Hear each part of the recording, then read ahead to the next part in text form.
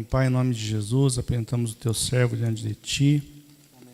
Pedimos, Senhor, que Teu Espírito Santo conduza os lábios dele, Senhor, que haja edificação, ó Deus, conserto e restauração. Guarda debaixo das Tuas asas, livra de todo mal, Pai, nós Te pedimos e Te agradecemos, em nome do Teu Filho amado Jesus Cristo.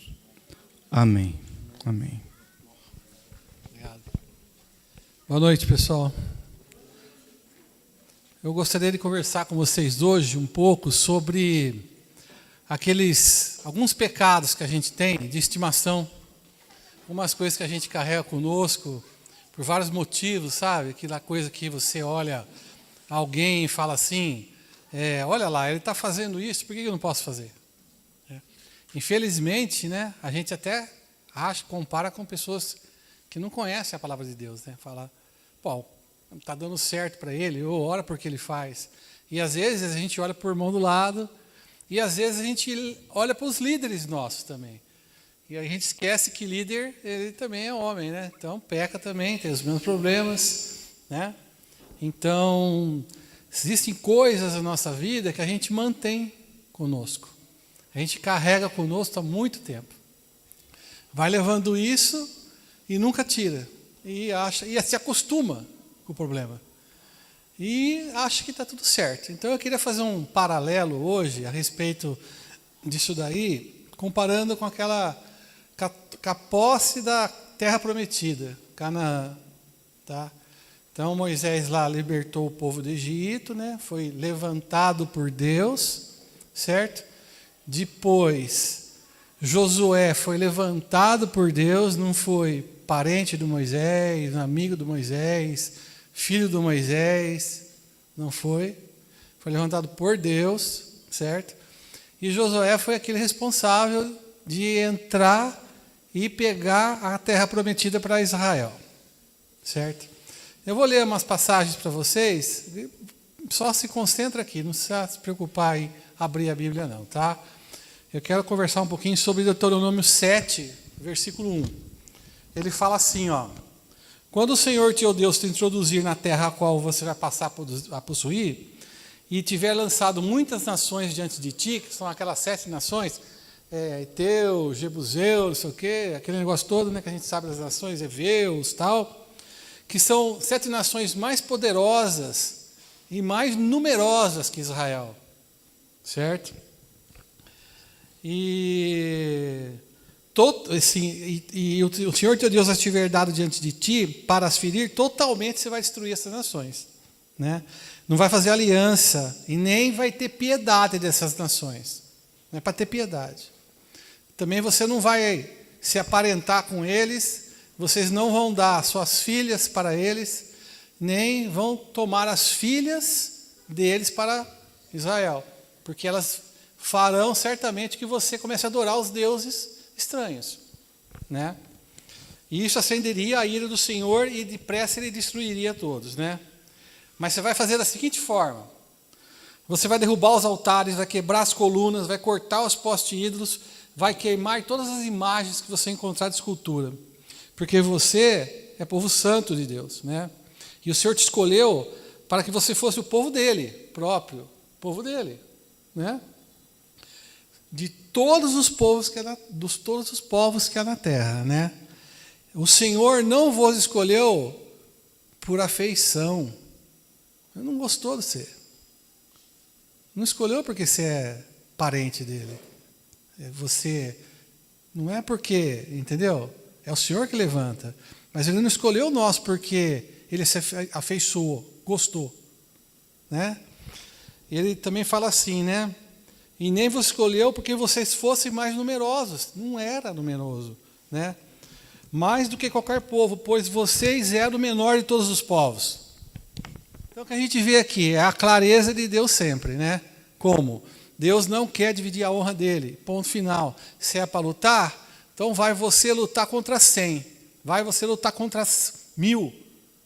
Porque a hora que todo mundo fala assim, é o impossível, é aí que Deus se manifesta. A gente sabe a história de Gideão, né? 300 contra 120 mil. No fim de Gideão praticamente nem lutou. Gideão começou com 30 mil, terminou com 300 e foi para a guerra. Como? Não vou ganhar, mas Deus levou. Então esse é o modus operandi de Deus. Deus, ele quer que você entenda que ele é soberano sobre todas as coisas, sobre todas as pessoas, onipotente sobre todas as forças, onipresente, onisciente, sobre tudo ele é Deus. E quando você olha sobre isso daqui, você fala assim, tá, Israel tinha que então destruir, né? Mas o que ele tinha, como assim, né? Quando ele fala destruir aqui, é matar, é expulsar, é colocar para fora da terra, é destruir a cidade, matar os homens, e era uma coisa corrente naquela época, né? Você ia para uma guerra, você matava os homens, pegava as mulheres e as crianças para você. Normal, isso daí naquela época, né? Então o que ele queria, afinal de contas, aqui? Então fica aquele, você olha isso, se você não souber mais para frente o que está acontecendo, você fica pensando no que pode ser, né? Daí, lá no capítulo 20 de Deuteronômio, versículo 16, fala assim, ó. Porém, das cidades dessas nações que o Senhor teu Deus te dá em herança, primeira coisa, irmãos, que eu quero falar para vocês. Israel não tomou nenhuma posse de nenhuma terra porque quis, ou porque achou bonito, ou porque achou legal. É herança dada por Deus. Deus falou, aquela terra lá, eu te dou. É dele, dada por Deus. Não tem entidade, governo, não tem nada que vai dar aquela terra para Israel. A terra é deles, dada por Deus. Tá? Eu estou querendo falar uma coisa para vocês, não ideológica, mas pela palavra de Deus. Tá? E ele continua falando assim, ó. Aí ele explica o que ele quer. Você não deixará com vida tudo que tem fôlego. Ele continua. Você vai destruir totalmente todas as nações, para que eles não ensinem a fazer segundo todas as abominações deles. Ou seja, agora ficou claro. Duas coisas nesse versículo. Primeira, a terra é dada por Deus. Segunda, tudo que respirar mata. Difícil, hein? Você imaginou viver nessa época já? Eu vou falar para vocês, eu não consigo me imaginar nessa situação. De entrar num lugar com uma espada na mão e pegar uma criança de 2 anos de idade, um nenê, e o que respirar.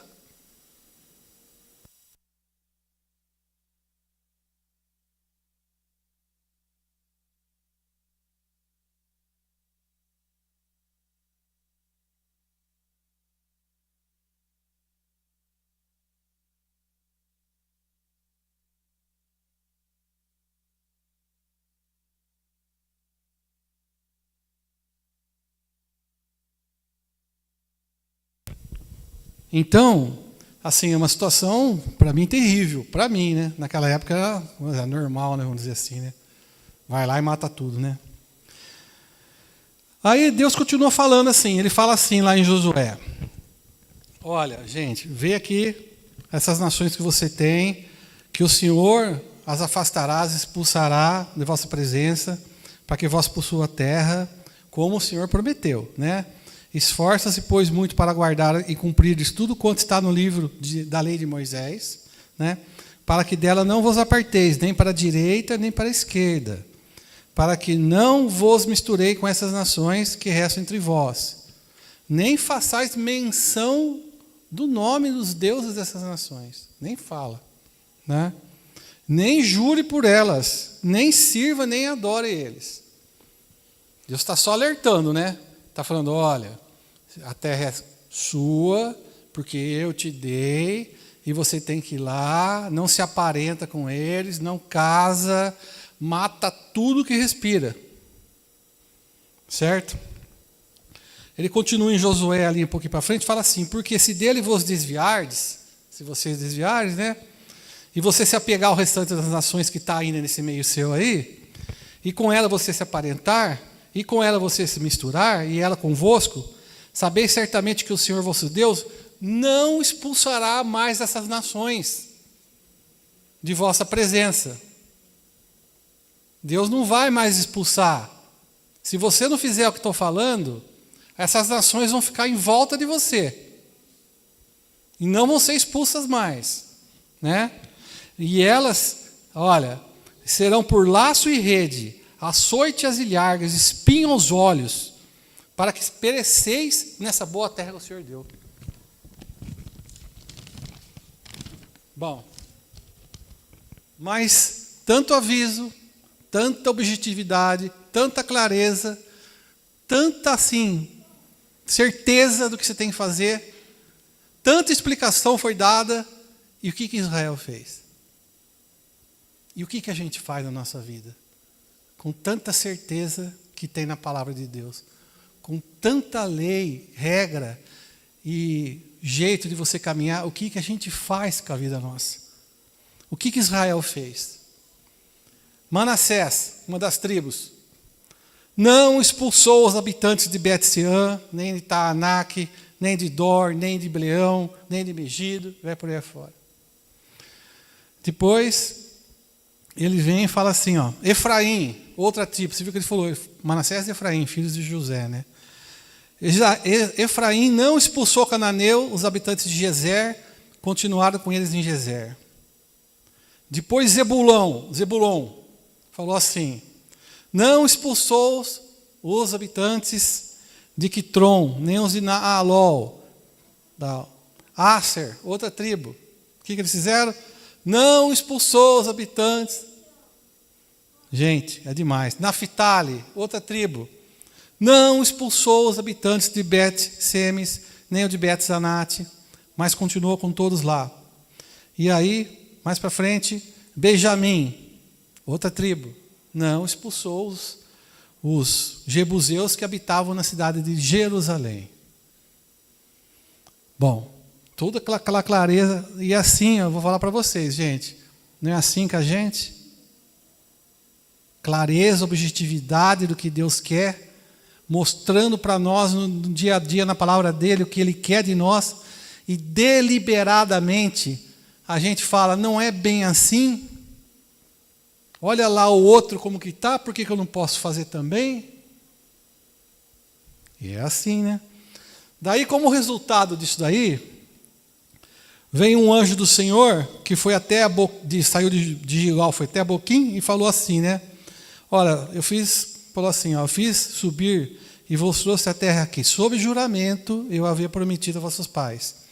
E eu falei que eu nunca vou invalidar a aliança com vocês. Deus falando, né? Porém, vocês não façam aliança com os moradores dessa terra. Antes derrubam os altares. Contudo, vocês não obedeceram a minha voz. Certo? O que é isso que vocês fizeram? Está escrito aqui. Deus, né? Pelo que também eu disse, não expulsarei de diante de vós, antes essas pessoas que estão ao seu redor vos serão adversários, e seus deuses vos serão laços. Sucedeu que, falando hoje do Senhor essas palavras a todos os filhos de Israel, o povo fez o que podia. O que é? Levantou o povo a sua voz e chorou. Agora Inês é morta. Não dá mais. Se você olhar aqui, a história de Israel, o povo de Israel, a terra que eles têm, o que ia acontecer com eles se eles fizessem errado, olha o que está acontecendo hoje. Olha o que está acontecendo hoje. E não está acontecendo exatamente o que está falando na Bíblia? Cercado por adversários, outros povos que Deus não concorda. O povo de Israel é o povo de Deus. Hoje em dia a gente tem uma tendência de olhar a situação e falar assim, bom, é que não é bem isso, né? Israel hoje, é que, olha, veja só, existe, estava conversando com o Rogério sobre isso, existe Israel físico e o espiritual. Existe, gente, eu sinceramente, eu não consigo fazer essa separação, não. Eu olho Israel ali, que bairro de Israel serve a Deus e que bairro não serve. Eu sei que é uma confusão lá. Tanto é que a maior parada gay que existe no planeta nosso é lá. Certo? Então, uma coisa totalmente contrária à própria palavra de Deus. Não estou desmerecendo eles nada, estou falando dos objetivos da Bíblia só. Tá? Mas o que a gente percebe é o seguinte, Israel vive hoje do jeitinho que Deus falou que eles iam viver, se eles não fizessem aquilo que Deus queria. Exatamente do jeito que está vivendo. Cercado de adversário, e é bomba para todo lado, é bomba daqui, é bomba de lá, é para os dois lados bomba, certo? Um lado fica se escondendo dentro, monta um QG de operações dentro de um hospital infantil, aí esse lado daqui manda uma bomba lá, mata tudo quanto é terrorista, e tudo quanto é criança, tudo quanto é médico junto. O que é isso? Efeito colateral justificável? Acho que é, né? Não, isso aí é efeito colateral de uma guerra. Olha a situação que é hoje, gente. Que inferno que aquela região é. Que situação que eles vivem. Né? Por quê? Porque não fizeram o que tinha que ser feito. O que tinha que ser feito? Entrar e limpar. Limpa, pá. Agora não tem jeito mais. Mas por que você está falando isso? Porque Deus falou, não vou limpar mais.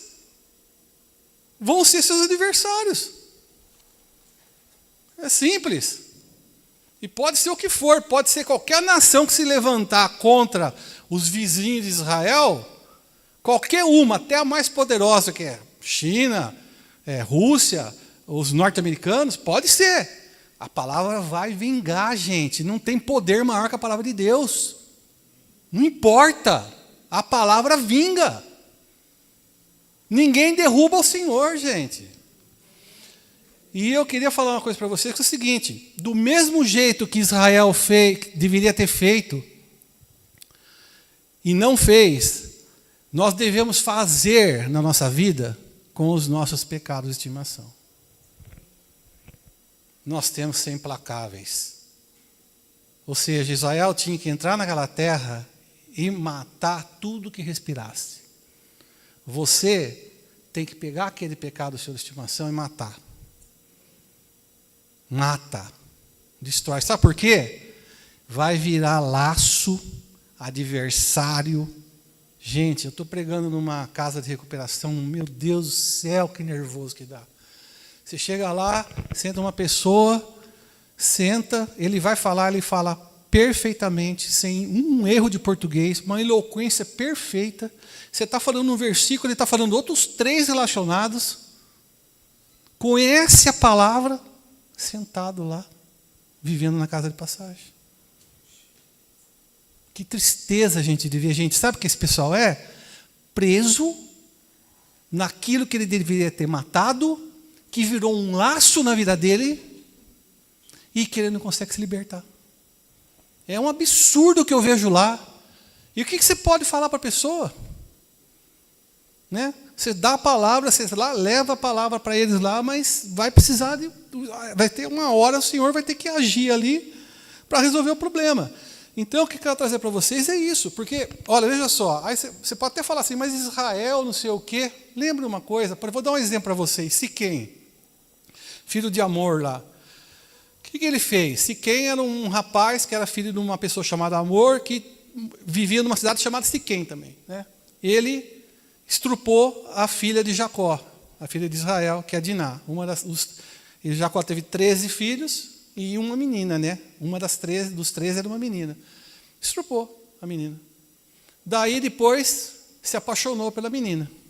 Foi lá, falou, olha, meu filho, o Amor foi lá e falou para ele, meu filho fez besteira, eu quero me desculpar, ele ama a sua filha, ele quer ficar com ela, ele quer casar com ela, fala o dote que você quer de mim, você dobra, você triplica o dote que eu vou te dar, porque o dote é o que o pai dá no casamento da filha. Né? Aí, sabe o que eles falaram para o pessoal de Siquém? Tá bom, vira judeu com a gente, vira israelita. Vocês vão ser nossos. Tá bom?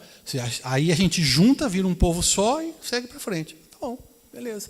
Começa a circuncisão agora, então, de toda a cidade de Siquém. Todos os homens circuncidados. Chegaram num dia só, fizeram fila, foram só... Né? Foram cortando tudo. Aí, o que aconteceu? Chegou a noite, todo mundo lá, eu operei e tal, não sei o que, aquela choradeira, né? Foi Simeão e Levi lá, mataram todos os homens da cidade. Inclusive, na hora de distribuir a herança de Jacó, ele levou isso em consideração. Deixou de ser o povo de Deus? Não deixou. Então a gente tem que tomar muito cuidado de olhar o que está acontecendo e falar, esse não é o povo de Deus. É difícil, gente, eu sei. Mas a mão do Senhor é que vai pesar. E as coisas que estão acontecendo não é porque eles estão pagando um preço do que eles não fizeram certo. É assim na nossa vida também, que eu quero que vocês prestem atenção nisso. Não negocia princípios. Segura no braço do seu irmão do lado, no cotovelo assim, ó. Segura. No cotovelo do seu irmão. No cotovelo mesmo. Segura aqui no meu cotovelo aqui, ó. Vou falar uma coisa para vocês, ó. Não tem como se abraçar o capeta e não se queimar. Agora chacoalhe e fala acorda para ele. Não tem, gente. Gente, não tem como se abraçar Satanás e não se queimar. Não tem. Se você manter esse pecado de estimação que você está tendo, você vai pagar o preço de estar com isso na sua vida. Lá na frente, laço, armadilha, aí levanta a voz e chora. É difícil, né, gente? É complicado, né? Então, a primeira parte aqui que eu queria falar para vocês é essa. Não negocia princípio, não negocia, não mantenha aquilo que é errado. É normal o homem pecar? É normal? Devia? Não. Mas o homem é caído. A natureza é essa. O corpo é corruptível. A alma, ela está se convertendo. Então, por exemplo, o que eu vou tirando hoje da minha vida, se eu estou amadurecendo, eu vou queimando aquelas coisas que não prestam, certo? Mas Deus vai trazendo outras coisas para você que você vai falar assim, ó, epa, eu faço isso? Eu sou assim? Não sabia. Romanos 12, 2, lembra? Renovação da mente. Então é normal isso acontecer na vida nossa. Você vai, elimina, aí você vai, continua crescendo, você percebe que você fala, olha, eu não devia estar fazendo isso. Você vai eliminando, vai crescendo, e isso vai terminar no caixão. Não tem como terminar antes. Porque se terminar antes, você é o iluminado, vão te promover para Cristo, subcristo. Porque nós somos assim. Entendeu? Nós somos desse jeito. Nossa natureza é muitas coisas que a gente faz, a gente não sabe que faz errado ainda por cima.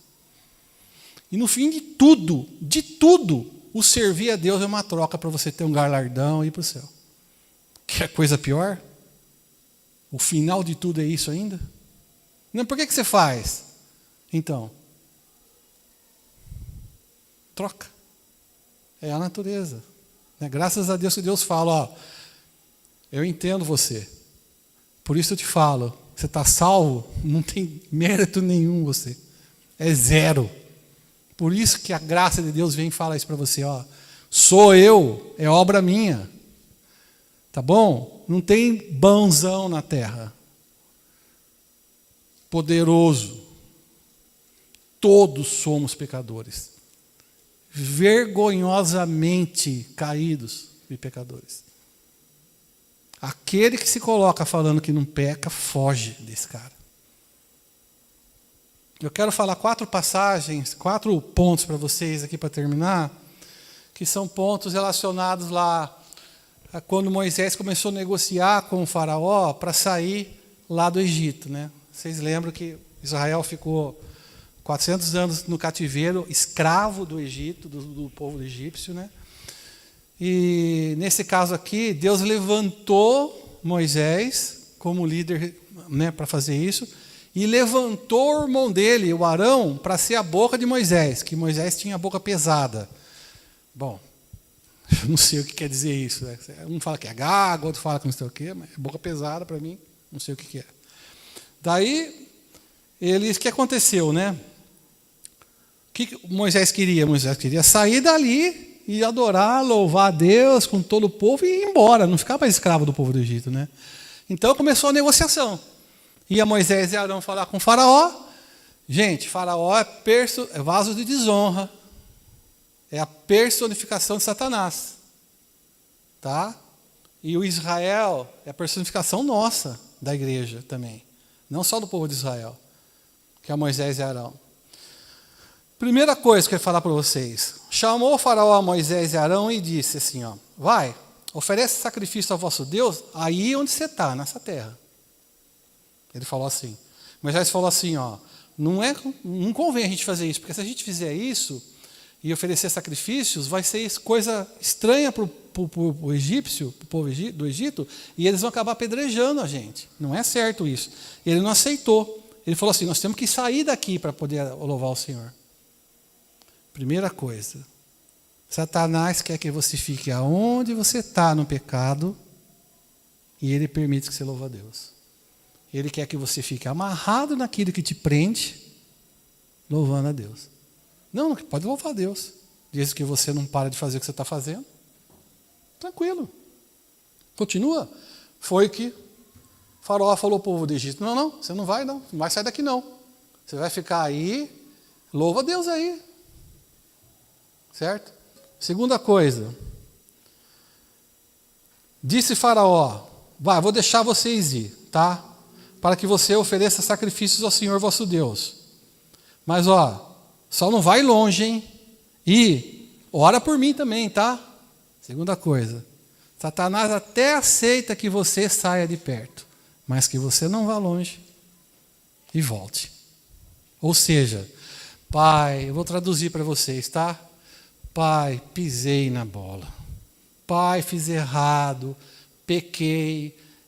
Senhor, olha para mim, minha vida está de cabeça para baixo, eu preciso de Ti, meu Deus maravilhoso, eu vou parar com os pecados, eu vou me afastar um pouquinho dos pecados, parei com os pecados, Deus olha para você e fala, meu filho, eu vou te ajudar.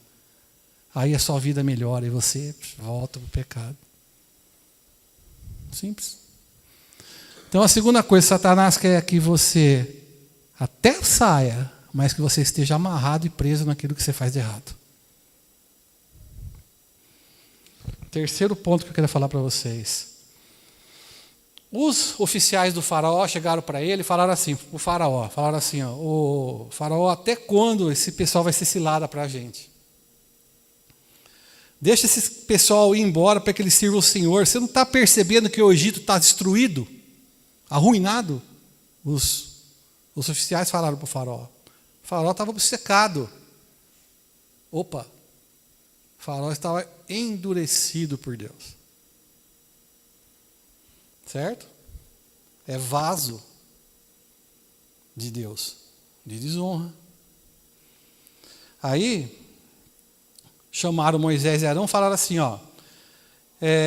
vai, serve o Senhor vosso Deus, mas quem de vocês vai?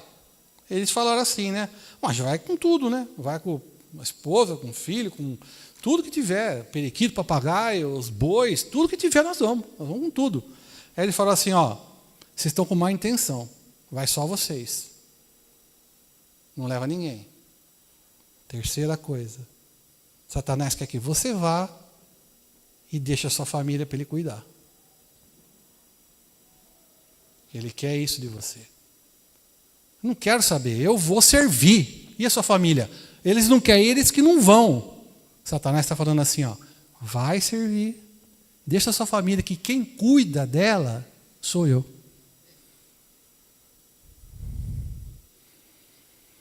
Moisés não aceitou, gente. Não, sem eles eu não vou. Mas como? É isso aí. Tem muita gente que coloca a igreja acima do ministério do lar, da casa. Tem divergência? Tem. Tem pessoas que pensam diferente? Tem. Eu estou falando por mim, eu penso que não deve ser assim. Deus criou Adão e Eva, Deus criou a igreja, depois Adão e Eva. O que Deus fez, né? Qual é a ordem dos fatores? Então, eu sei que tudo tem limite para as coisas. Você está arrastando um trem e não consegue mais puxar, você vai morrer junto? Também não. Mas Moisés não aceitou isso. Terceiro ponto, né? E o quarto ponto? Falou assim, chamou lá depois que veio aquele monte de praga, né? Moisés estava cedendo, né? Ele cedia porque Deus acalmava o faraó, Deus acalmava o faraó. Depois que esse dia Deus endurecia o coração do faraó, o faraó ficou na mão de Deus fazendo o que Deus queria. Tá? Gente, se Deus, ele usa até o mal para servir você. Ninguém tem poder sobre Deus. Um anjo destrói civilizações. Tá? Faraó chamou Moisés e falou assim, ó, vai, serve lá, vai, leva todo mundo com você, mas deixa seu rebanho, seu gado, tal. Pode levar as crianças, tudo mais, mas deixa seu rebanho e seu gado. Moisés falou, não vou deixar meu rebanho e meu gado. Eu preciso disso para ofertar, para oferecer tal, para Deus, para for lá e ofertar ao Senhor, dizimar, ofertar. Quarta coisa, Deus que quer que você vá servir, mas deixa seu dinheiro fora disso. Deixa seu dinheiro. Vai. O dinheiro é seu. Não foi Deus que te deu. Ele é seu. Você não tem que usar ele para nada na obra. Né? Satanás está falando para você, então você vai, deixa isso que eu tomo conta para você. Então eu queria falar 4 pontos, gente, que a gente tem que prestar atenção. Tá? Primeiro, Satanás não quer que você pare de fazer as coisas que você está fazendo erradas. Ele até fala para você, louva para Deus. Não é isso que acontece? Nós não estamos aqui? E quantos de nós não estão fazendo coisa errada? Não é exatamente o que está acontecendo? Segunda coisa, até fala, faz o seguinte, para um pouquinho então o que você está fazendo de errado, vai lá e depois você volta, hein? Segunda coisa, ele quer que você até aceita que você pare, mas ele não quer, ele quer você amarrado nele, preso nele. Terceira coisa, recapitulando, né? Vai você, larga a sua família para mim, que eu cuido. E quarta coisa, vai com tudo, mas o dinheiro seu, você não envolve na obra, não. Irmãos, eu queria passar isso para vocês hoje, para que a gente entenda definitivamente que nós temos que ser implacáveis com certas coisas. E nada justifica o erro nosso. Principalmente outra pessoa não justifica o erro nosso. Porque as pessoas são falhas. Líderes que não sejam líderes, seja o que for, são falhas. Mas estão se dando bem. Tá bom. Se dê bem. Né? Faça o que você tem que fazer. E seja implacável com essas coisas na sua vida. Não aceite essas mentiras que impõem para você. Certo? Seja uma pessoa de Deus, um homem de Deus. Creia que o Senhor vai fazer a obra na sua vida, que Ele vai cuidar de você. Creia que o Senhor está à frente de todas as coisas. Abra a mão daquilo que você segura assim, que parece que está até cravando a unha na palma da mão para não soltar. Solta o que não é seu, irmão. Leva a palavra, leva a bênção, leva a oferta, leva as coisas para as pessoas, ajuda as pessoas, sabe? Abre a mão um pouco, entendeu? Cuida das pessoas que estão à sua volta, a sua família. Dedica tempo no seu lar. Sabe? O que adianta você ficar 16 horas lendo a palavra de Deus e 2 minutos de conversa? O que adianta isso? Adianta o quê? Não adianta nada. Entendeu? Usa todas essas coisas em favor de vocês, da sua família. Aprende a palavra, caminha, pede ajuda. Você tem líderes para pedir ajuda, para dar conselho. Anda na vontade de Deus, tá? Ó, pessoal, Deus abençoe vocês, viu?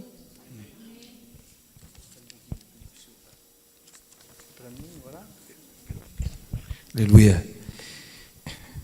Irmãos, Deus quer fazer algo como igreja, com todos nós. E a palavra de Deus fala que nós temos que carregar nossa cruz, crucificar a nossa carne, a nossa vontade, relacionamentos, dificuldades, pedir perdão quando a gente ofende o irmão, a esposa, o esposo. E eu creio que é difícil muitas vezes nós reagimos da maneira que Deus quer. Às vezes nós perdemos, às vezes nós temos razão e somos ofendidos por irmãos nos relacionamentos. E eu certa vez participei de um encontro em Vargem Grande Paulista, um encontro que hoje tem um ministério apostólico nos 5 continentes do mundo. Eu estava nesse encontro, pediram para um homem que ele tinha sido operado e tiraram as pregas vocais dele. Ele tinha um câncer. E o dirigente, um dos líderes que estava ali, um homem muito usado por Deus, ele disse: hoje quem vai pregar é o Olavo, o profeta. E ele não consegue falar direito. As pregas vocais dele foram tiradas. Ele fala pelo esôfago. Por isso vocês prestem atenção e tenham paciência. E eu fiquei pensando, como que o homem vai pregar sem ter as pregas vocais? E aquele homem levantou, começou a pregar, como se fosse um cachorro rosnando. Ele falava assim, pelo esôfago. E ele começou a pregar, e foi pregando, a unção de Deus era muito forte. Esse homem, eu posso falar aqui, falar até meia-noite da vida dele, quantas Deus usou aquele homem. E num certo momento ele contou uma experiência, ele disse que o diabo aparecia constantemente para ele. E o diabo aparecia para ele, e ele não sabia como resolver essa situação. De repente o diabo aparecia na casa dele. E ele contou uma experiência ali que eu nunca mais esqueci. Ele contou e disse assim: olha, um dia o diabo apareceu na minha casa, pegou, me jogou no chão, com 2 mãos, o diabo travou os meus braços no chão. E com 2 mãos, ele falou, não me pergunte detalhes, com 2 mãos, ele começou a apertar o meu pescoço. E eu não conseguia sair.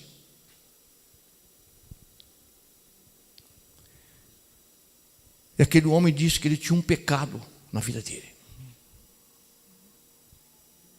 E naquele momento, ele usou uma base que a Bíblia diz: arrependimento de obras mortas e fé em Deus.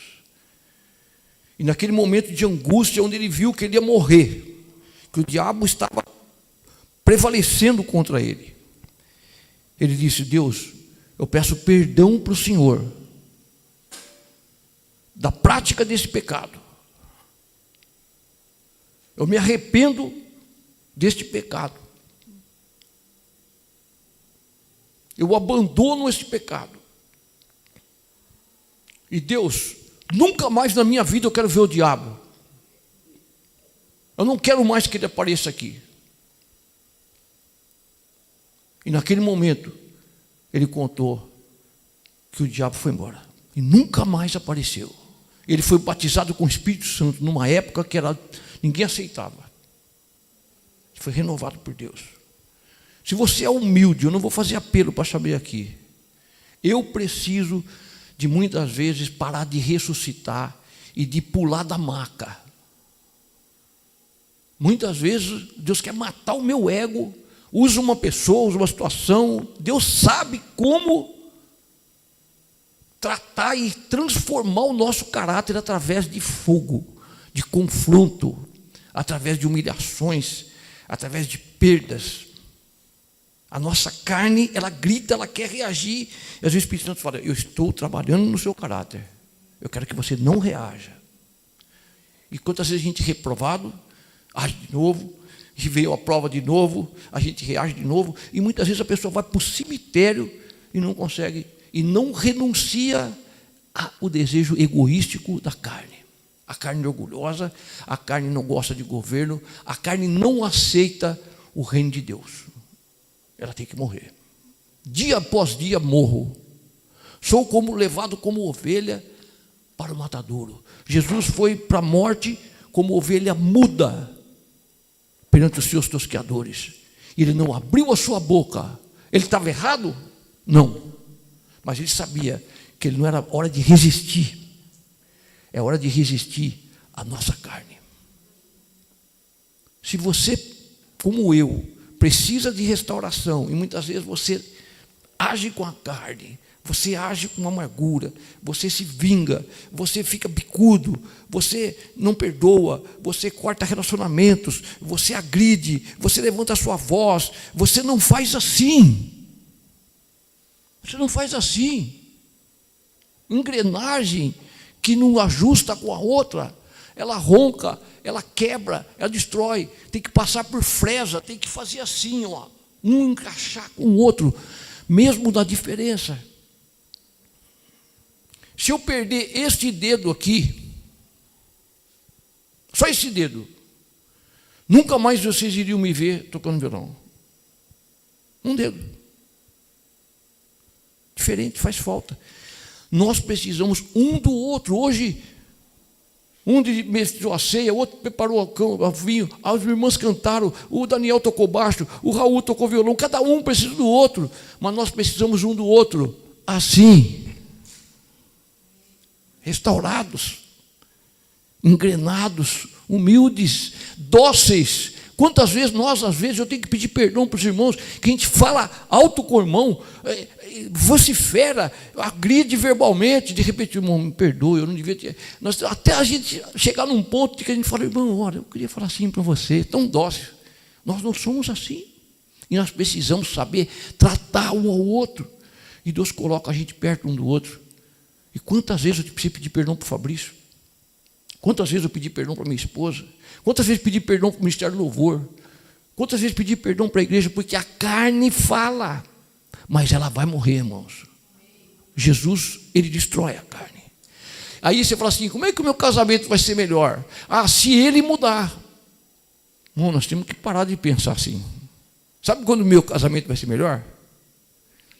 Quando esse aqui que vos fala morrer. Morreu. Acabou. Acabou a briga. Se você quer, eu quero pedir para o Rogério vir aqui à frente, fazendo um favor, pedir para o Norberto fazer essa oração, pedindo para o Senhor restaurar, inclusive ele, né? Você não, né? O Norberto não precisa mais de restauração. Eu também não preciso mais. Na verdade, estou falando assim, mas estou lá no topo já. Mas glória ao nome de Jesus. Quantos querem receber essa oração? Que precisa da sua carne ser restaurada. Pode levantar sua mão. Se você não precisa, você pode sair canonizado daqui. Mas eu creio que essa palavra foi de Deus. Deus quer trabalhar no nosso caráter, amados. Só Ele pode. Só Ele consegue. Amém, Beto? Por favor. Pai, nós te pedimos, Senhor, que o Senhor venha, Pai, mostrar para nós, Pai, com uma luz clara, Pai, o caminho que nós estamos indo. Mostra para nós, Pai, as armadilhas, Pai, desse mundo, Senhor. Mostra a direção, Pai. Fala no nosso coração, Pai. E eu te peço que o Senhor trabalhe, Pai, também dentro de nós, Senhor, para que a gente consiga mudar o caráter, mudar o temperamento, Pai. Entender, Pai, que a sua obra, Pai, entender que a sua palavra, Pai, está acima de todas as coisas, Senhor. Pai, mostra, Pai, e transforma todos nós aqui, Pai, para que a gente consiga, Pai, caminhar na luz que Tu coloca nos nossos pés. Que Cristo seja a direção de nossas vidas, Senhor. Em todas as coisas, Senhor. Somos igreja. Não somos igreja porque estamos domingo aqui. Somos igreja na segunda-feira, na quarta tarde, na quinta, todos os dias, Senhor.